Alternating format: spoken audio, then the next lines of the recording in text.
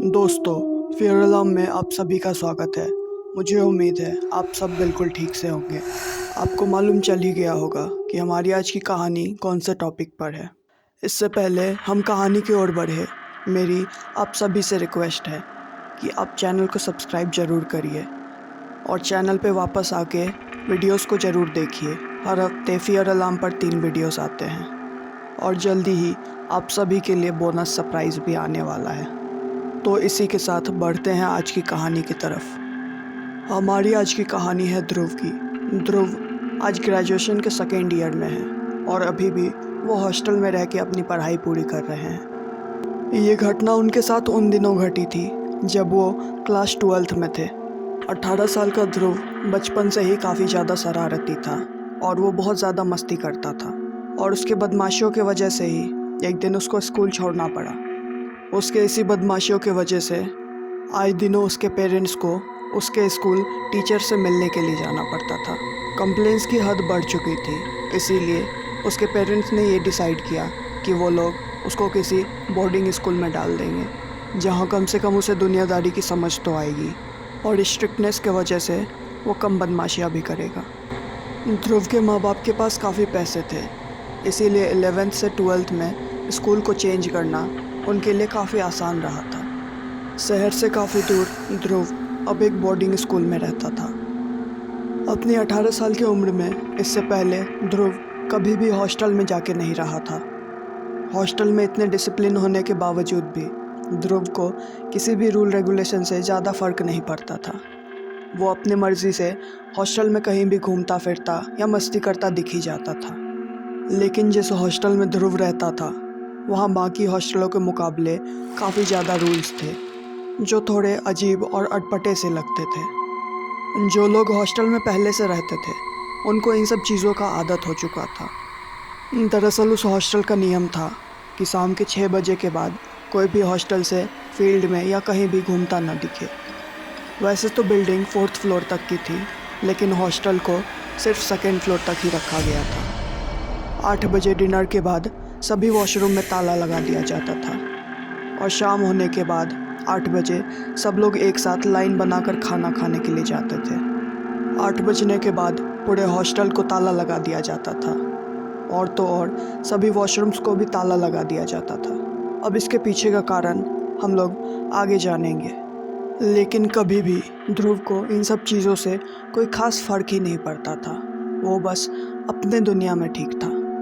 अब एक बार की बात है, रात के वक्त में ध्रुव को बहुत ज़ोर की टॉयलेट लग गई। ध्रुव को मालूम था कि हॉस्टल के सारे वॉशरूम्स बंद रहते हैं, इसीलिए वो नीचे के फ्लोर में चला गया। नीचे के फ्लोर में ताला लगा हुआ था, लेकिन काफ़ी देर इधर उधर टॉयलेट करने की जगह ढूंढने के बावजूद जब ध्रुव को कोई भी चारा नहीं दिखा, तब उसके दिमाग में एकाएक ये ख्याल आया कि 3rd फ्लोर पे भी तो वॉशरूम हो सकता है। जिसके बाद वो बिना देर किए 3rd फ्लोर के सीढ़ियों पर चढ़ने लगा। 3rd फ्लोर काफ़ी सुनसान और अजीब सा था, लेकिन जब ध्रुव 3rd फ्लोर के वॉशरूम तक पहुंचा, तब उसने देखा वहां का वॉशरूम खुला हुआ था। वो तुरंत ही टॉयलेट के लिए अंदर चला गया। उसने बड़े आराम से टॉयलेट किया, लेकिन जब वो हाथ वाथ धो के वापस आ रहा था, तब किसी ने बाहर से दरवाज़ा बंद कर दिया था। ध्रुव ने काफ़ी देर तक दरवाज़ा खटखटाया। दरवाज़ा को बंद देखकर ध्रुव काफ़ी घबरा गया और वो ज़ोरों से दरवाज़ा को खटखटाने लगा। काफ़ी देर तक दरवाज़ा खटखटाने के बाद भी किसी ने वहाँ का दरवाज़ा नहीं खोला। कुछ ही देर में ध्रुव ने दरवाज़ा के नीचे से किसी की परछाई को पास होते देखा। उसको ये यकीन हो गया कि किसी ने जानबूझकर दरवाज़ा को बंद किया है। वो ज़ोरों से दरवाज़ा को फिर से पीटने लगा, लेकिन इसका कोई फ़ायदा नहीं हुआ। ध्रुव परेशान होकर वहीं एक कोने में जाकर बैठ गया। अब वो सुबह होने का इंतज़ार कर रहा था। जैसे ही सूरज की पहली रोशनी आई, उसने नीचे गेट खुलने की आवाज़ सुनी। वो समझ गया कि वार्डन गेट को खोलने के लिए आया है। उसके बाद ध्रुव काफ़ी शोर मचाने लगा और मदद के लिए चिल्लाने लगा। जब वार्डन 2nd फ्लोर के वॉशरूम को खोल रहा था, तब उसने 3rd फ्लोर से आवाज़ सुनी। वो काफ़ी डर गया और डरते डरते वो ऊपर के सीढ़ियों पर चढ़ा। फिर जब उसने वॉशरूम के गेट को खोला, तब उसने वहाँ ध्रुव को पाया। ध्रुव को वहाँ देखकर वार्डन के सांस में सांस आई। उसने डांटते हुए ध्रुव से पूछा कि वो वहाँ अंदर कैसे गया, जिस पर ध्रुव ने कहा, अंदर कैसे आया, इसका क्या मतलब? किसी ने मुझे जानबूझकर बाहर से बंद कर दिया। ना जाने कैसे कैसे लोग रहते हैं यहाँ पर। ध्रुव ने कहा वो रात को वॉशरूम आया था और यहाँ 3rd फ्लोर का वॉशरूम खुला हुआ भी था। वार्डन ने जिस पर कहा, हो ही नहीं सकता, यहाँ का वॉशरूम कई सालों से बंद है और इसकी चाबी सिर्फ़ और सिर्फ मेरे ही पास है। ध्रुव ये कहने लगा कि वॉशरूम खुला हुआ था इसीलिए वो वहाँ पे गया। वार्डन ने उस समय की गंभीरता को समझा और उसने ध्रुव को समझाते हुए कहा कि वो शाम होने के बाद कभी भी बाहर ना निकले। वॉशरूम जाना हो या कैसी भी इमरजेंसी हो, बाहर किसी भी कीमत पर ना जाए। उन्होंने ध्रुव को धमकाते हुए ये भी कहा कि वो उसके पेरेंट्स को बुला लेंगे अगर वो हॉस्टल के डिसिप्लिन्स को तोड़ेगा। ध्रुव ने वार्डन की बातों पर हामी भर दी और वो वापस अपने कमरे में चला गया। वार्डन को ये साफ साफ मालूम था कि ध्रुव के साथ ये काम किसने किया था। इससे पहले भी काफ़ी नए स्टूडेंट्स के साथ ये घटनाएं घट चुकी थी। ध्रुव को तो ये मालूम था कि किसी ने जानबूझकर उसके साथ मजाक किया है, जिसके वजह से वो काफ़ी आग बबूला था। हॉस्टल में वो सबसे पूछने लगा कि आखिर उसके साथ ये गंदी मजाक किसने की है। वो अपने दोस्तों से और बाकी लोगों से भी पूछने लगा, लेकिन किसी के पास भी इस बात का कोई भी जवाब नहीं था। तब उसके रूममेट ने ये बताया कि 3rd फ्लोर के हर कमरे को बंद कर दिया गया है और इसके पीछे एक कहानी भी है। दरअसल 3rd फ्लोर पर एक म्यूज़िक रूम है और एक लड़का गलती से उसमें बंद रह गया था और 3-4 दिनों तक उस कमरे में बंद रहने की वजह से उसकी मौत हो गई। अब अफवाह तो ये है कि उस बच्चे की आत्मा इसी 3rd फ्लोर पर है और उस बच्चे को ये लगता है कि किसी ने जानबूझकर उसको उस कमरे में बंद किया था। इसलिए उस दिन के बाद से जब भी कोई 3rd फ्लोर पर गया है, वो किसी न किसी के साथ कुछ न कुछ बदमाशियाँ करता था। उसके वजह से कई लोग मरते मरते बचे हैं और यहाँ तक कुछ लोग इस हॉस्टल में मर भी गए हैं। तब से पूरे 3rd फ्लोर को काफ़ी अच्छे तरह से सीज कर दिया गया। ध्रुव को अपने रूममेट आकाश की बातों पर यकीन नहीं हुआ। उसने मजाक उड़ाते हुए कहा, हट, भूत जैसी कोई चीज़ नहीं होती, मैं इन सब चीज़ों में नहीं मानता। मुझे मालूम है किसी ने जानबूझकर मेरे साथ ये किया है और अगर मुझे मालूम चल जाए कि वो कौन है तो मैं उसको छोड़ूंगा भी नहीं। और इतना कहते हुए ध्रुव अपने कमरे से बाहर चला गया। कुछ दिनों के बाद ध्रुव फायर इमरजेंसी के रास्ते होते हुए छत पर चला गया। ये सब करना हॉस्टल में सख्त मना था, लेकिन बावजूद उसके वो सारे रूल्स को तोड़ता रहता था। ध्रुव ने अपने दोस्त को भी वहाँ बुला लिया था। जैसे ही शाम के 5-6 बजे ध्रुव का दोस्त तुरंत नीचे चला गया। उसने ध्रुव को वहाँ से चलने को कहा, लेकिन उसने ज़िद किया कि वो थोड़ी देर में आ जाएगा। उसके दोस्त की फटी पड़ी थी, इसीलिए अपनी जान की परवाह करते हुए वो तुरंत नीचे चला गया। ध्रुव वहीं छत पर बैठा था। तभी उसकी नज़र सामने की बिल्डिंग जो कि स्कूल की थी उस पर गई। उसके छत पर उसने किसी लड़की को देखा। वो लड़की इधर से उधर चल रही थी। ध्रुव लगातार उसकी तरफ देख रहा था।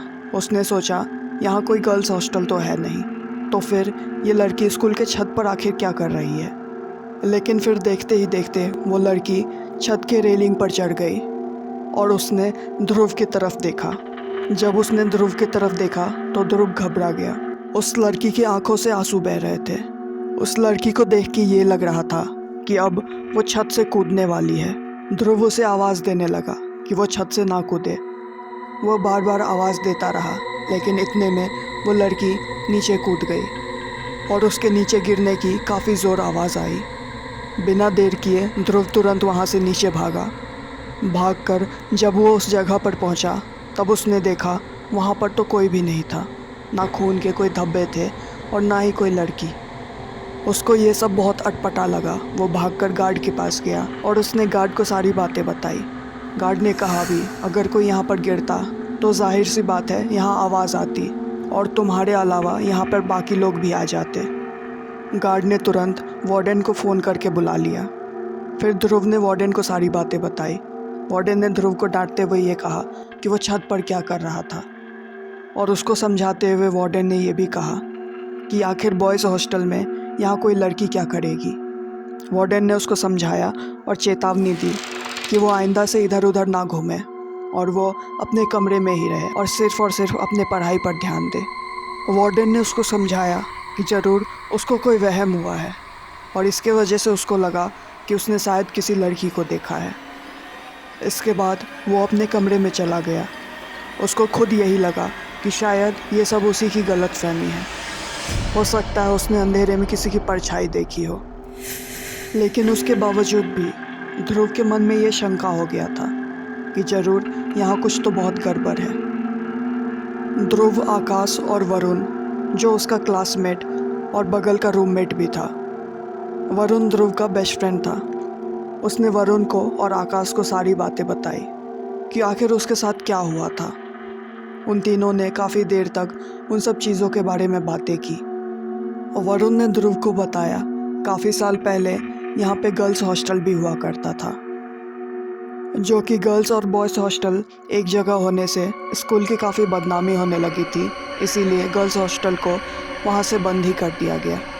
लेकिन उसने बताया कि कहा जाता है काफ़ी साल पहले जब वहाँ हॉस्टल हुआ करता था तब किसी लड़की ने उसी छत से कूदकर अपनी जान दे दी थी और हो सकता है कि उसकी आत्मा यहाँ भटक रही हो। फिर देर रात तक उन तीनों ने काफ़ी सारी बातें की। उन लोगों ने हॉस्टल में हो रही तमाम भूतिया घटनाओं के बारे में एक दूसरे को बताया। फिर रात होते ही वो लोग जाके सो गए। सुबह होने के बाद ये खबर आई कि वरुण अपने कमरे में नहीं है और ना ही वो पूरे हॉस्टल में कहीं भी है। वो कहीं गायब हो गया था। वरुण के माँ बाप तुरंत ही वरुण के पेरेंट्स को बुलाया गया। वो लोग वरुण के लिए बहुत ज़्यादा परेशान थे।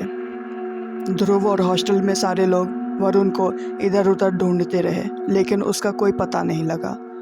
फिर जब पुलिस ने तहकीकात की तब वरुण हॉस्टल के छत पर मिला। उन लोगों ने वरुण को काफ़ी जख्मी हालत में पाया। जगह जगह से उसके हाथ पैर कटे फटे थे और उसका काफ़ी खून बह रहा था। वरुण की सांसें अभी भी चल रही थी। तुरंत वरुण को हॉस्पिटल ले जाया गया। हॉस्पिटल ले जाते वक्त वरुण बार बार एक ही शब्द कहे जा रहा था, उसी ने ये सब किया है, वो किसी को भी नहीं छोड़ेगा। वरुण की हालत ख़राब थी और 3-4 घंटा सरवाइव करने के बाद उसकी सांसें हमेशा हमेशा के लिए बंद हो गई। अपने आँखों के सामने ये नज़ारा देख के ध्रुव की रूह काँप गई थी। वो काफ़ी डिप्रेस्ड सा रहने लगा था। आखिर किसी ने उसके बेस्ट फ्रेंड को मार दिया था। वो ये समझ नहीं पा रहा था कि आखिर कोई किसी को वॉशरूम में बंद कर देता है, कोई छत से छलांग मारता है, कोई मर जा रहा है, क्या माजरा है ये सब। उन दिनों ध्रुव के साथ काफ़ी अजीबोगरीब घटनाएं भी घट रही थी। इन सब चीज़ों से परेशान होकर एक दिन ध्रुव अपने वार्डन के पास गया और उसने उनको बताया कि उसके साथ कई दिनों से काफ़ी अजीब सी चीज़ें हो रही है। उसने पूछा कि आखिर क्या माजरा है इन सब घटनाओं के पीछे। उसने वार्डन से रिक्वेस्ट किया कि वो उसको सारी बातें बताए। उसके बाद वार्डन ने बताया कि कई साल पहले हमारे हॉस्टल में न्यू ईयर का प्रोग्राम रखा गया था। पार्टी को छत पर ही ऑर्गेनाइज किया गया था और एक लड़का एक्सीडेंटली छत से गिर गया था। अब 4th फ्लोर से गिरने के बाद उसकी हालत काफ़ी गंभीर थी। वो हॉस्पिटल में था और ज़िंदगी और मौत से लड़ाई लड़ रहा था। वो अपने क्लास में टॉपर था और स्पोर्ट्स में भी वो काफ़ी अच्छा कर रहा था। छत से गिरने के बाद उसकी दोनों किडनी डैमेज हो चुकी थी। अब उसको किसी किडनी डोनर की ज़रूरत थी। वो जीना चाहता था, लेकिन सब कुछ इतनी जल्दी में हुआ कि वो बच नहीं सका और उसकी मौत हो गई। काफ़ी कोशिश करने के बावजूद भी उसको कोई भी किडनी डोनर नहीं मिला। उसके मौत के बाद से ही हमारे हॉस्टल में बहुत अजीबोगरीब कांड सब होने लगा। उन्होंने बताया जो हमारे स्कूल का गिटारिस्ट हुआ करता था वो अपने कमरे में गिटार लेने के लिए गया था और तभी किसी ने जानबूझकर उसको अंदर बंद कर दिया था। तभी गर्मी की छुट्टी हो चुकी थी और सब लोग हॉस्टल खाली करके जा चुके थे। जो कि कमरा बाहर से बंद था तो किसी ने ध्यान भी नहीं दिया और कमरे में बंद रहने के वजह से 3-4 दिनों में उसकी मौत हो गई थी। उन्होंने ध्रुव से कहा हो ना हो उस दिन 3rd फ्लोर में जब तुम बंद हो गए थे तब तुम्हारे साथ भी इसी आत्मा ने कुछ किया होगा। काफ़ी पूजा पाठ किया गया, लेकिन उसके बावजूद भी उसके आत्मा को आज तक कोई भी रोक नहीं पाया।